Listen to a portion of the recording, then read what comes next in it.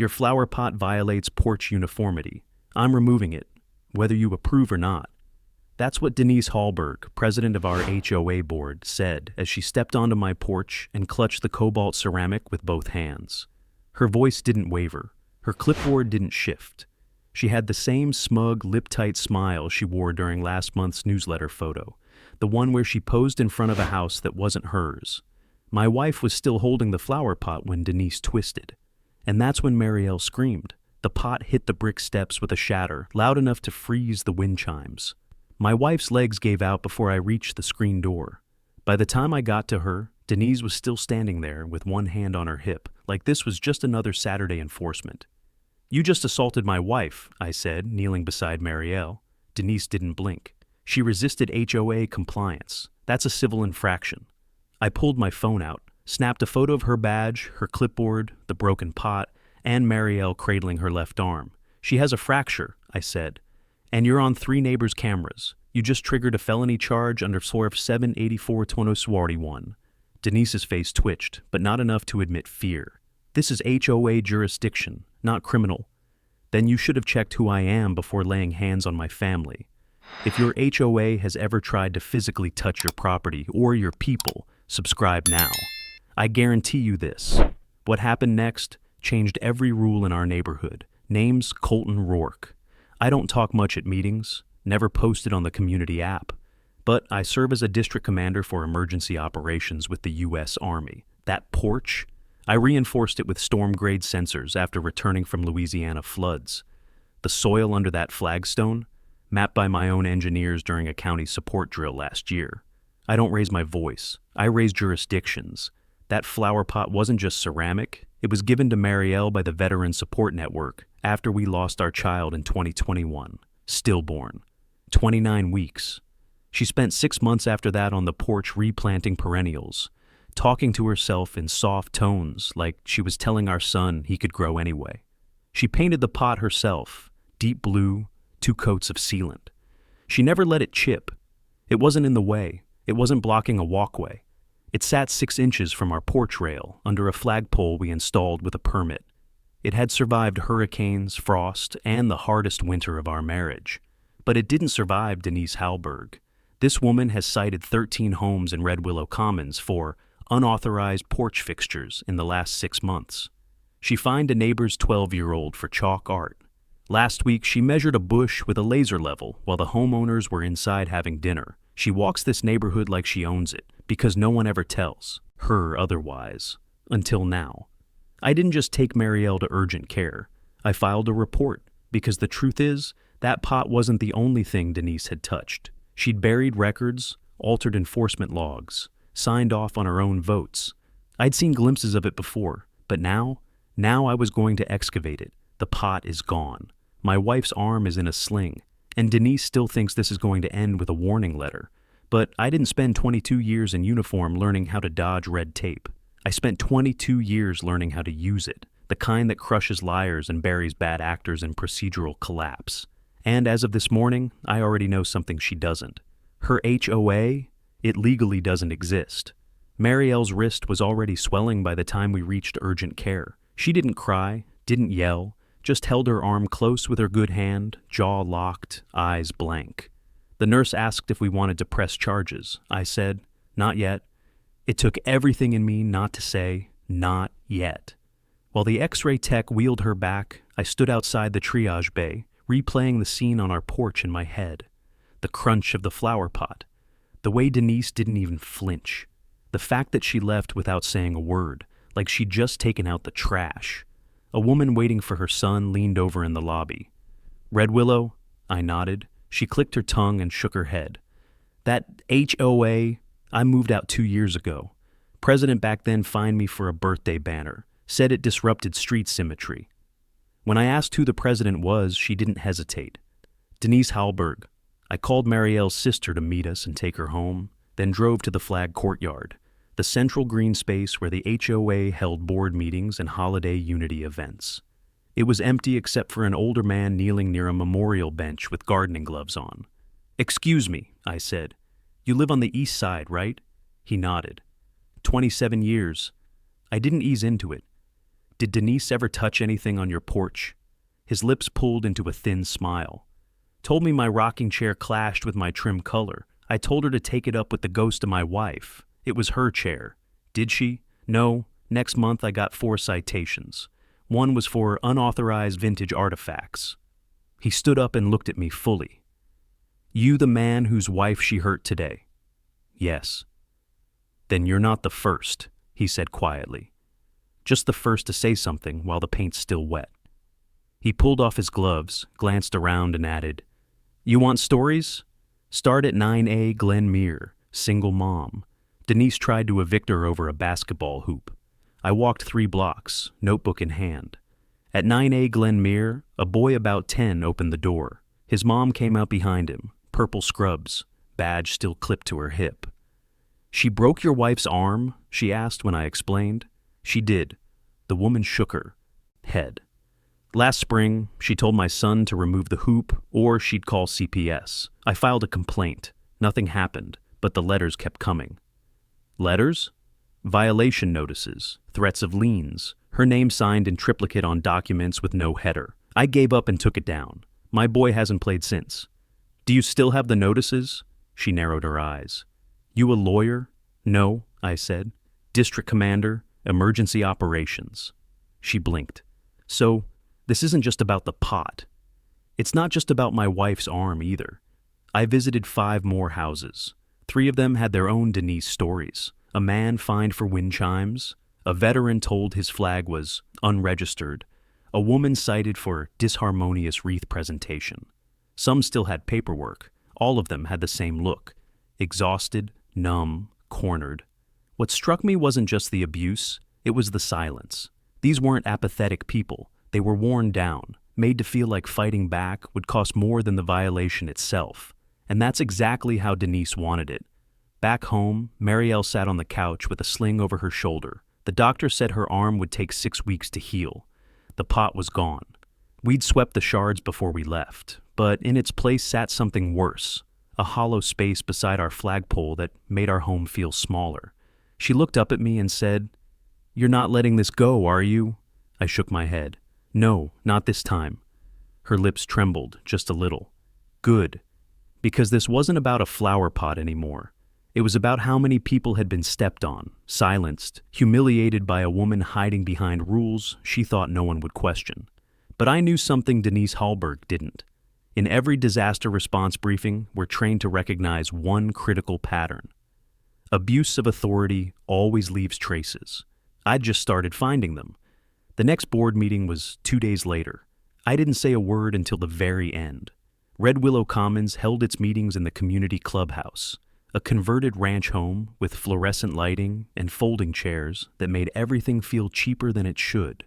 The HOA board sat on one side of a long table, draped in navy blue polyester. Denise Hallberg took center seat, of course, wearing her usual blazer and that necklace with the gold compass pendant she thought made her look official. There were maybe 10 residents in the room. None of them spoke. Some didn't even lift their eyes. Denise tapped her pen against her clipboard.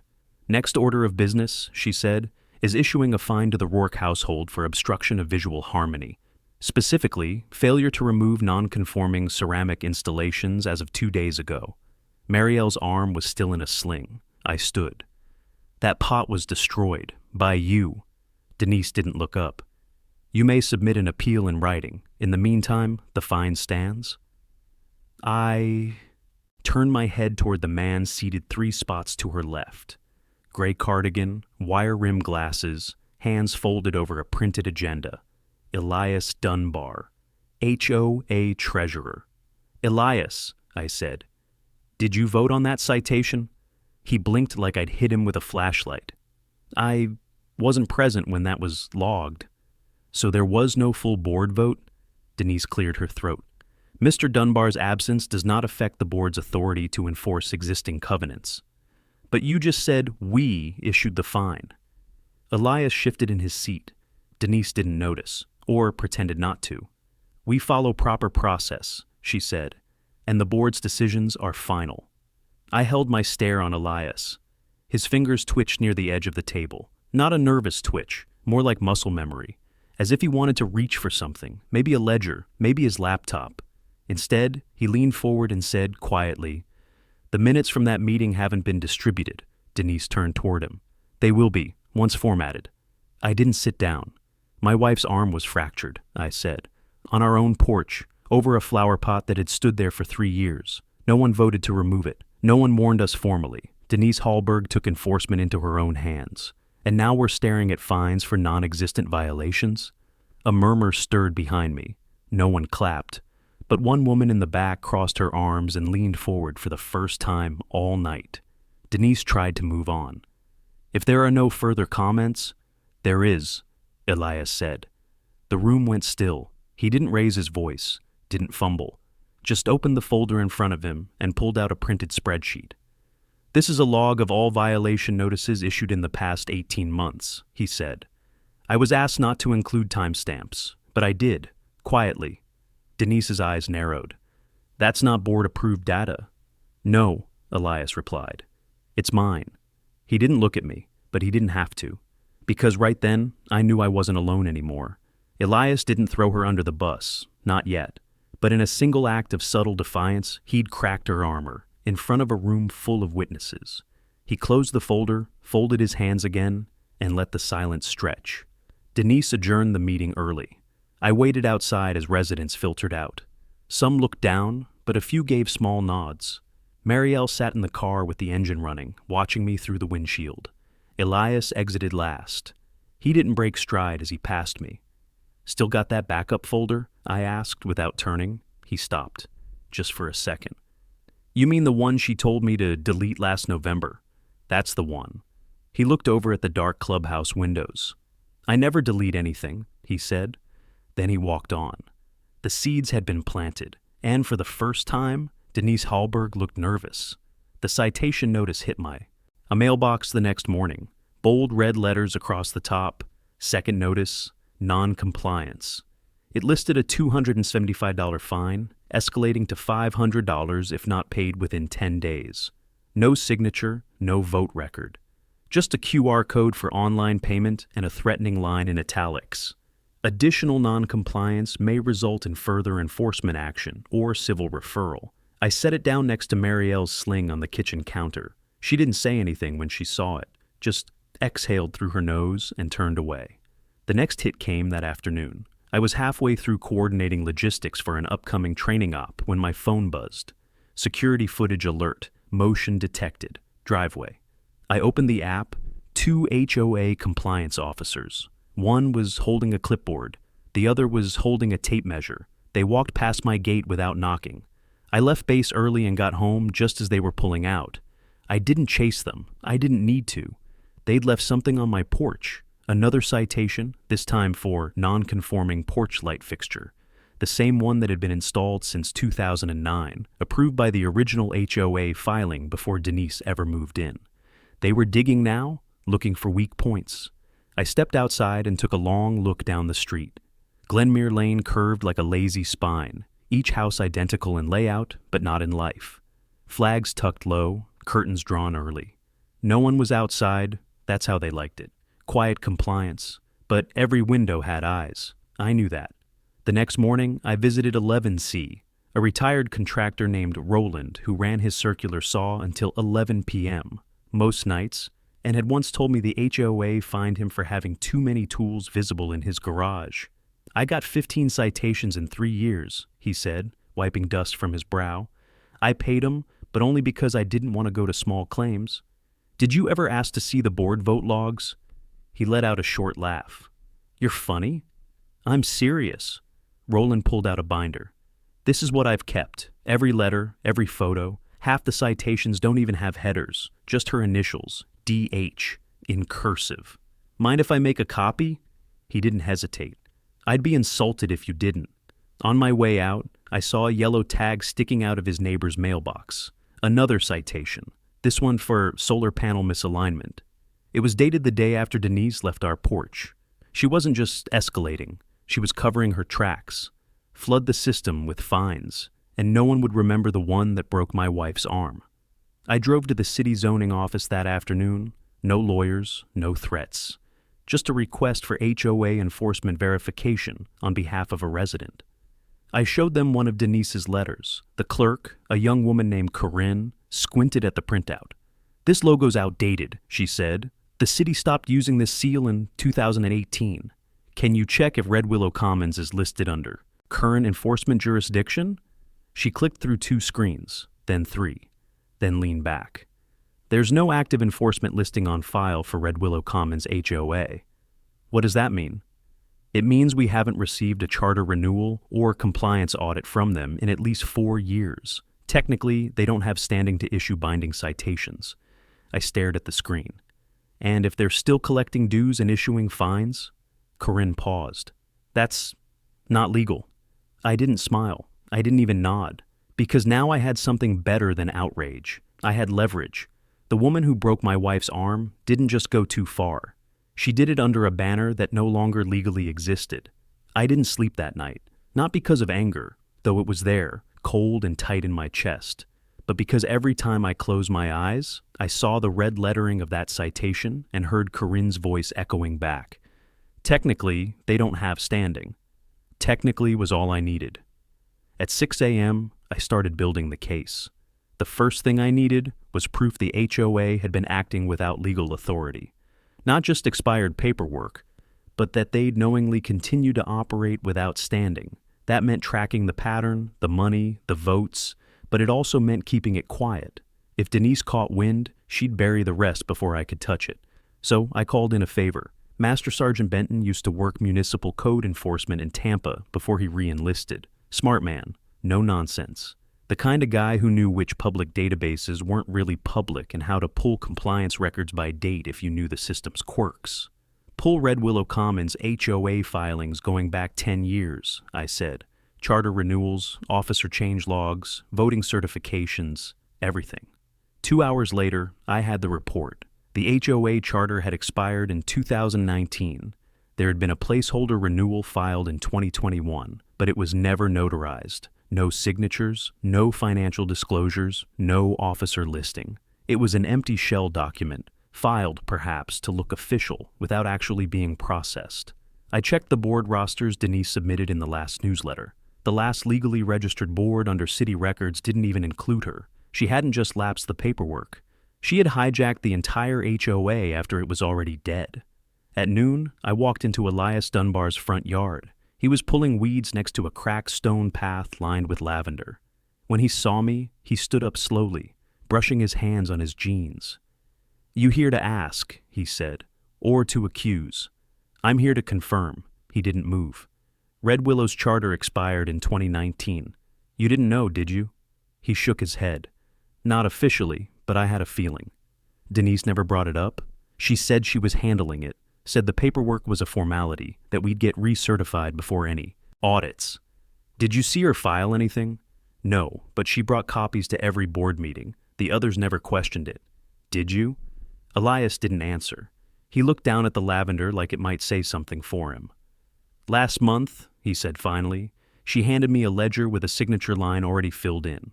Told me to sign it so we'd have a quorum. I asked who else had signed. She said it didn't matter." "And you signed it?" He nodded.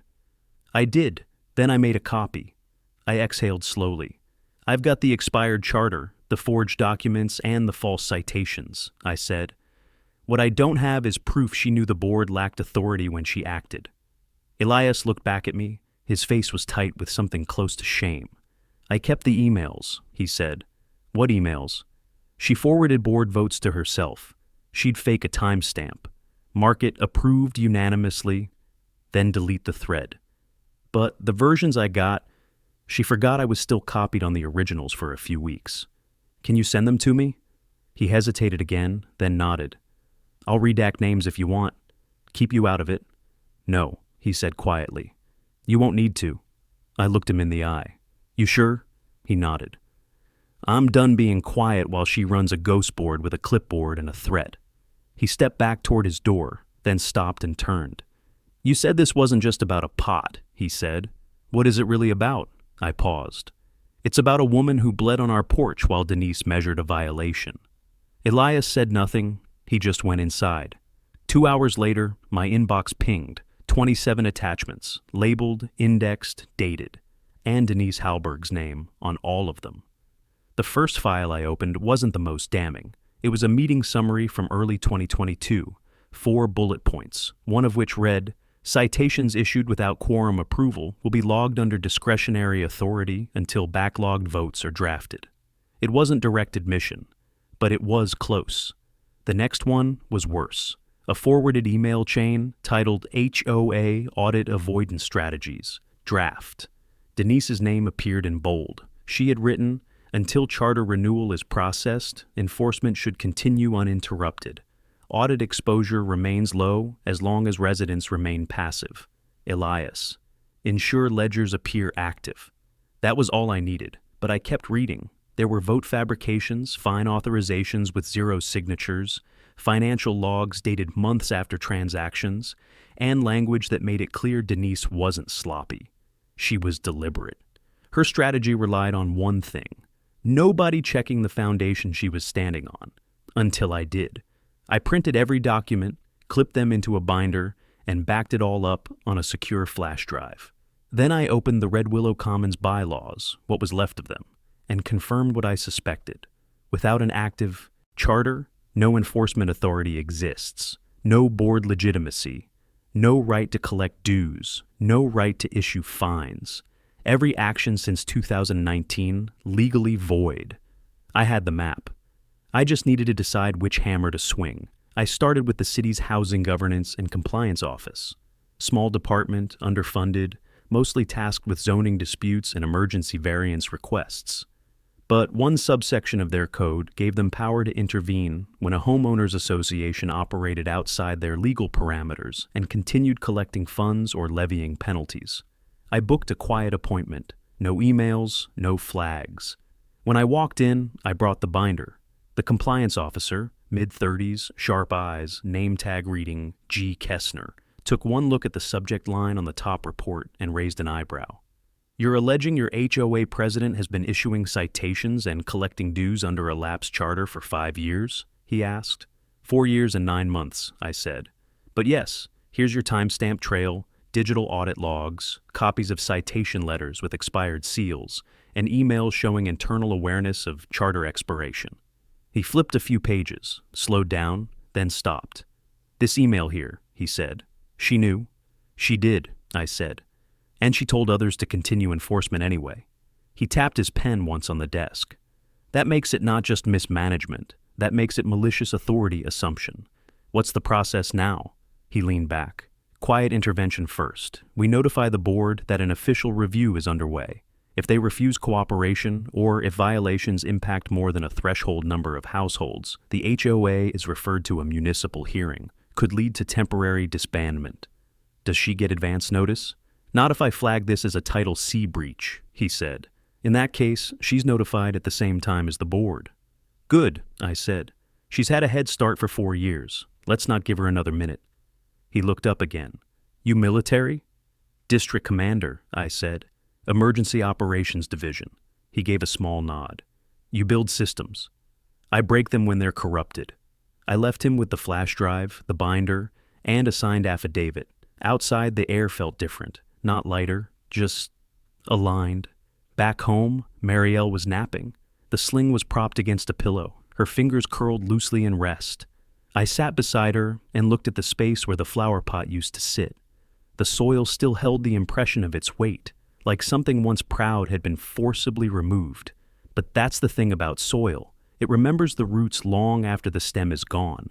And Denise, she was about to learn that you can only build so much on ground that no longer legally belongs to you. I didn't hear from Elias for 3 days. That worried me more than it should have. He wasn't the kind of man who vanished. Quiet, yes, calculated. But not flaky, and certainly not careless.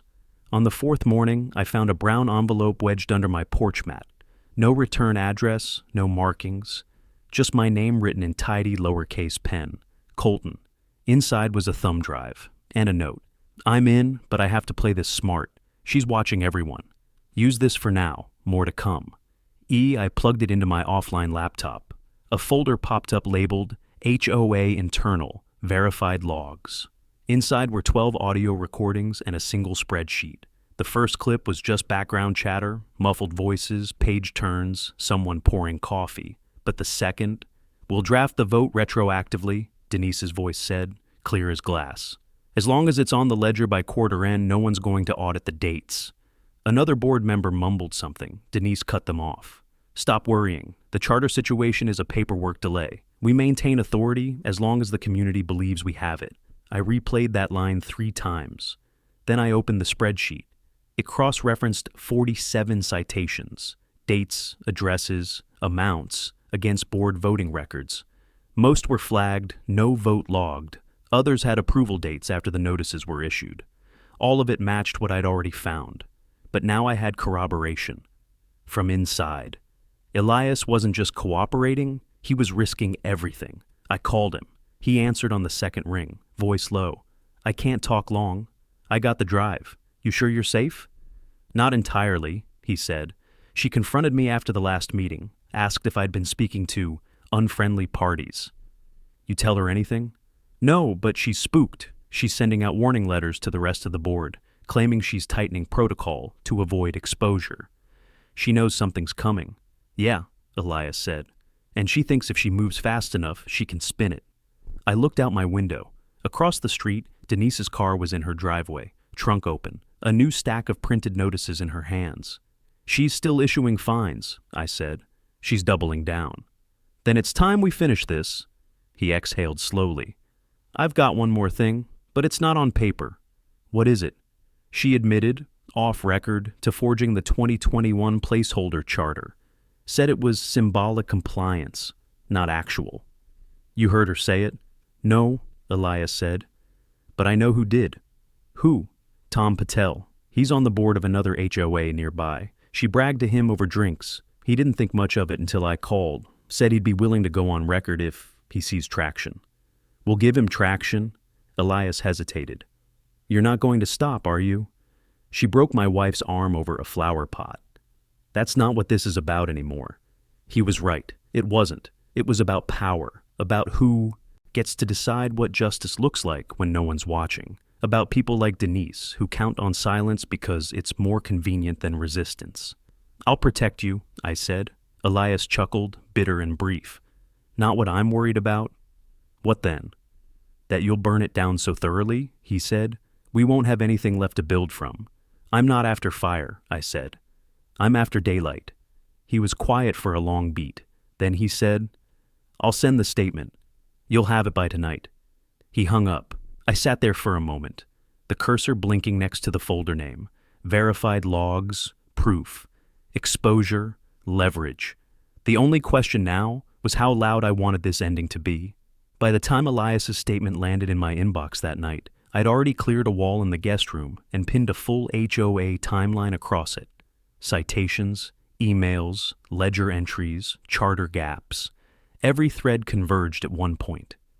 Denise Hallberg's assumption of authority with zero legal standing.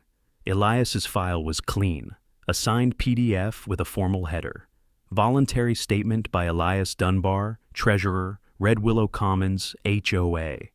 In it, he confirmed the charter expiration in 2019, the placeholder filing in 2021 that was never validated, and Denise's internal claim that visual authority supersedes legal redundancy. His final line hit harder than I expected.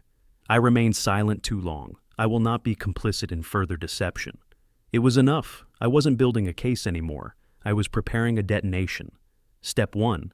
I drafted a municipal referral, not just a complaint, but a formal challenge under Section 8 Old 144 of the Housing Governance Act.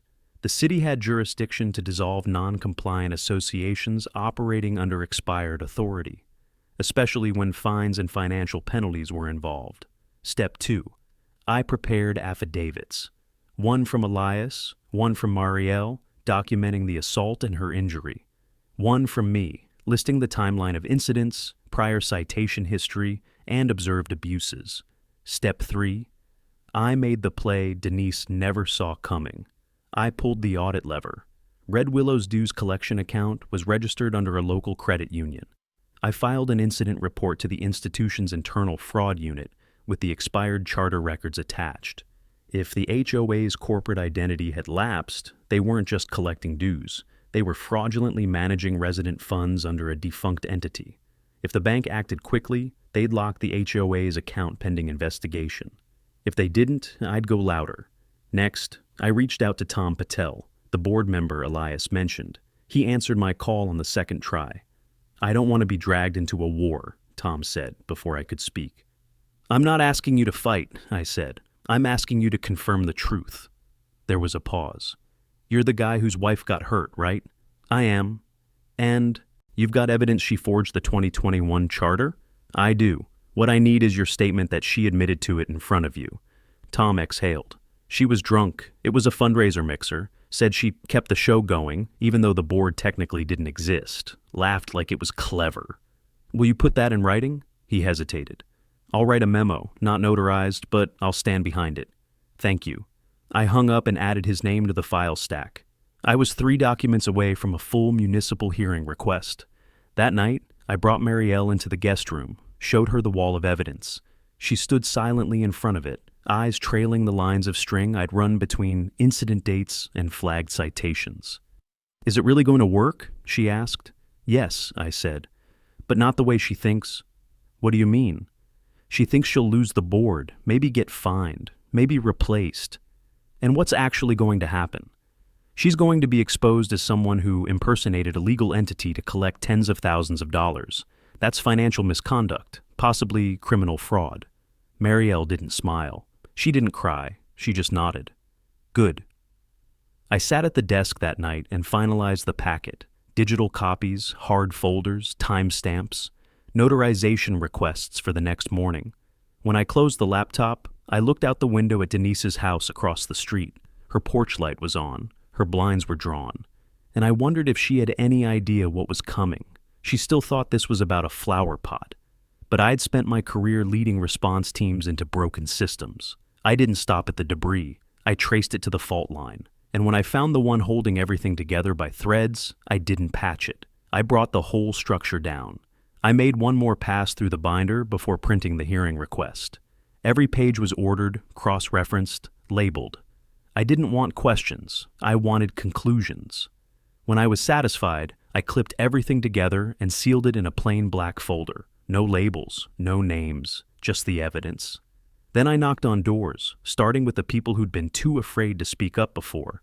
Mrs. Kelly at 12D, she still had the original warning Denise left on her door, yellowed at the corners, accusing her of seasonal decor overextension for hanging a fall wreath in November. The citation had no vote record and used the same fake letterhead I'd already traced. She handed it to me without a word. Her eyes were tired. Next was Andre at 7B, who hadn't spoken to anyone in weeks since his security camera footage was allegedly confiscated by the board.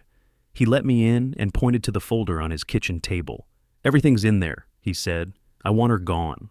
In 2 hours, I had 5 new affidavits, all unique, all supporting the same thing, a pattern of unchecked authority built on a non-existent structure. It wasn't just paperwork anymore. It was people. Neighbors who had been fined into submission, parents whose kids were told to remove basketball hoops, elderly veterans whose flags were declared non-compliant.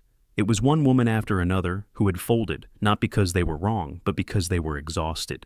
Marielle helped organize the documentation that evening, despite the sling. She moved slow but precise, checking each name twice before it went into the envelope. We worked in silence until she finally spoke. "She's going to fight this, you know." "I know. She'll call it a smear campaign, say we're manipulating the board." "I expect it." Marielle looked at me, her face steady. "You ready for it to get personal?" "It already is." I dropped off the full packet at City Hall the next morning. I requested a municipal hearing under Article 14, Section B, challenging the Red Willow Commons HOA's legal standing and seeking immediate suspension of enforcement powers pending investigation. The clerk looked through the documents with a kind of professional surprise. Most complaints are one-pagers, maybe an email, not 87 pages of annotated time-stamped evidence. "Would you like to request anonymity?" she asked. "No," I said.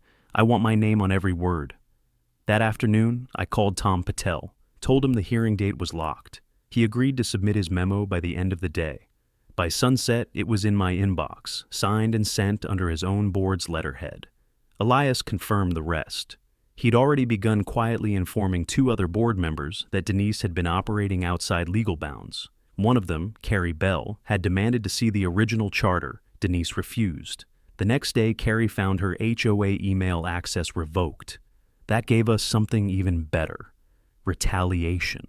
I updated the file, added timestamps, built a final summary outlining the sequence of events, starting from the first expired filing through to the injury on our porch and the fake fines that followed.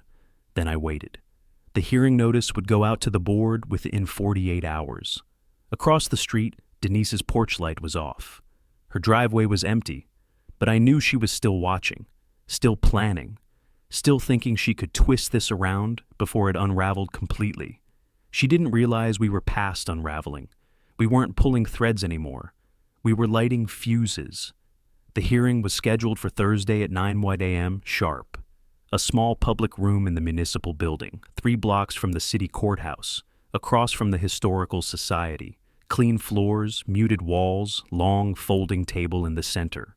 No cameras. Just enough formality to feel official. I got there early. So did Elias. He didn't speak when he walked in, just nodded once and took the seat beside me. He looked calm, measured, but I could see the way his hands stayed tight in his lap, fingers laced together to keep from shaking. I didn't blame him. He was about to sit in front of a panel and say the words that would blow apart every lie Denise had built. At 8:56, Denise walked in. No clipboard this time, no smile, just her and a thick manila envelope clutched to her chest like a shield. She wore a navy blue blazer and a pin that read, "Community First." Her eyes scanned the room, barely pausing on me, and then flicked toward Elias. That's where they stayed. She didn't sit. The city compliance officer entered behind her, placed a stack of folders on the table, and called everyone to order. The matter before us concerns the legal standing of Red Willow Commons Homeowners Association to issue citations, collect dues, and enforce community bylaws. The hearing will begin now. I presented first. 3 minutes in, I laid the expired charter on the table. 7 minutes in, I played the audio clip of Denise instructing board members to backdate votes. 10 minutes in, I submitted the notarized statement from Tom Patel, confirming her offhand confession about forging the 2021 placeholder. By the time I handed over the spreadsheet cross-referencing invalid fines with unverifiable votes, no one in the room was asking questions, except one. A city official at the far end of the table flipped through the binder, then looked up at Denise. "Mrs. Halberg, can you confirm whether the 2021 charter was properly submitted with notarized officer records?" Denise blinked. "I don't recall the exact version. I was assured by a prior board secretary that our standing was intact." The official didn't react. "Who was the secretary at the time?" She hesitated. "There was a vacancy. I assumed duties on an interim basis." "You submitted it yourself?" "Under guidance." "From whom?" No answer. Elias spoke next. He kept it short, clean, professional.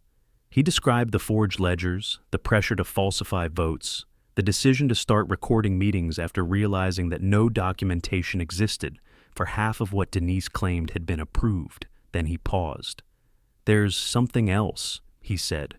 Everyone looked up. Denise used her position to restrict board access, locked out voting members from email accounts, controlled what records were seen, told us non-compliance would damage property values and that challenging her would fracture the community. He turned to the officials. "But it's not fractured because people spoke up. It's fractured because they were told not to." The silence that followed was long enough for Denise to look away for the first time all morning. The compliance officer stood. "The board's enforcement authority is suspended effective immediately. All citations, fines, and actions issued since the 2019 charter expiration are now under administrative review. Red Willow Commons must cease operations until further notice." Denise didn't speak, not a word, just stood there as the officials began collecting evidence binders and folders, as Elias exhaled for the first time since he entered the room, as I turned to face her fully for the first time since she broke my wife's arm. She opened her mouth, maybe to protest, maybe to plead, but nothing came out, because this wasn't her meeting anymore, and it never should have been. They packed the clubhouse. Folding chairs filled the floor. Some stood along the walls, arms crossed, eyes sharp, waiting for the show they'd all pretended not to see coming. The city's letter had been clear. Red Willow Commons, HOA, is under suspension pending formal restructuring. But the community meeting, our first without board control, had been called by Denise anyway. A last gasp, a power play. A room full of people she thought she could still bend with tone and title. She stood at the front beneath the old HOA banner, wearing the same navy blazer she'd worn at the hearing, though now it looked more like a uniform stripped of its meaning. Her voice cut through the noise. Thank you all for coming. There's been a lot of confusion this week, and I want to personally clarify what's happening. Murmurs rolled across the room like low thunder. Red Willow Commons remains committed to maintaining high standards of visual harmony and safety. The city's review does not dissolve our mission. It's a clerical delay, nothing more. That was her angle, denial by minimization. Dress a 5-year fraud as a paperwork hiccup. Pretend that silence was loyalty. She continued, as of today, I am still acting in my capacity as president to ensure this neighborhood doesn't slide into disorder while we await the outcome of an administrative misunderstanding. That was when I stood up. I didn't raise my voice. I didn't move toward her. I just turned to the room and said, the city suspended the HOA because it legally ceased to exist in 2019. Not a clerical delay, not a misunderstanding, an expiration. Dozens of heads turned. I pulled the flash drive from my pocket and handed it to the volunteer tech at the projector. Before Denise says another word, I said, everyone in this room should hear the truth for themselves. The projector flickered and the audio clip began to play. We'll draft the vote retroactively. Audit exposure remains low as long as residents remain passive. Gasps, shuffling. One man stood halfway up, then dropped back into his chair. Denise's voice, again. We maintain authority as long as the community believes we have it. No one looked at her now. I turned to face the room. She forged a placeholder charter, issued thousands in fines, threatened liens, broke legal compliance to maintain control, and when challenged, she silenced anyone who questioned her, including her own treasurer. Elias stood from the far corner, quietly but with purpose. I was that treasurer, he said, and I've turned over everything to the city, audio, emails, falsified records. The board never voted to approve most of what she did, because there was no board. Denise stepped forward. He's twisting. No, Elias said. I'm confessing, and so should you. Carrie Bell, the former board secretary Denise had locked out of email access, stood next. After I asked to see the original charter, my account was terminated. That's not process. That's a cover-up. Now the room turned fully. Whispers turned to muttering. I saw Andre from 7B, Mrs. Kelly, even Roland from down the block, all watching without blinking. Denise tried one last push. I acted in good faith to preserve this neighborhood. Good faith doesn't erase illegal fines, I said. It doesn't heal broken arms. That silenced everything. I looked to Marielle, seated beside me in the front row. Sling gone, but wrist still taped. She didn't flinch. This meeting isn't about restoring the board, I said. It's about restoring trust. This community deserves better than fake authority and empty threats. And starting now, we get to decide what comes next. No one applauded, but no one defended her. Denise stepped back from the banner, shoulders squared like she wanted to speak again. But the words didn't come. Not this time. Not anymore. Denise never returned to the clubhouse after that night. The city issued a formal dissolution order within the week. Red Willow Commons Homeowners Association, as it had been operating, was declared null. Every citation, every fine, every lien threatened since 2019. Void. Legally unenforceable. Financially fraudulent. Residents who had paid under pressure were invited to submit claims. The fund Denise had controlled was frozen, pending restitution review. She resigned officially via a 2-sentence email. No apology, no explanation. Just a name and a timestamp. What came next wasn't easy, but it was real. Neighbors started walking again, outdoors, heads up, nodding at each other like people do when they remember they're not enemies. Elias helped form a temporary committee, this time under proper city guidance. No titles, no president, just volunteers auditing what was left. Marielle stood beside me as we replanted the flower pot. Not the original, that one had shattered too badly to save. But the new one was cobalt, deep and glazed like the first, heavy enough to survive the wind. We placed it in the exact same spot. She filled it with perennials, lavender, rosemary, and blue salvia, the same ones she'd planted the year we lost the baby. I was afraid this place would never feel like ours again, she said. I didn't answer at first, just pressed the soil in with both hands, feeling the weight return. You made it ours, I said finally, by standing up. She looked over at me. So did you. Behind us, kids rode bikes past the corner mailboxes. A man across the street finally hung the flag he'd taken down months ago, and Elias walked by on his evening loop, giving a small wave and a tired smile. The soil had remembered the shape. All it needed was the weight to return. There's something no one tells you about power.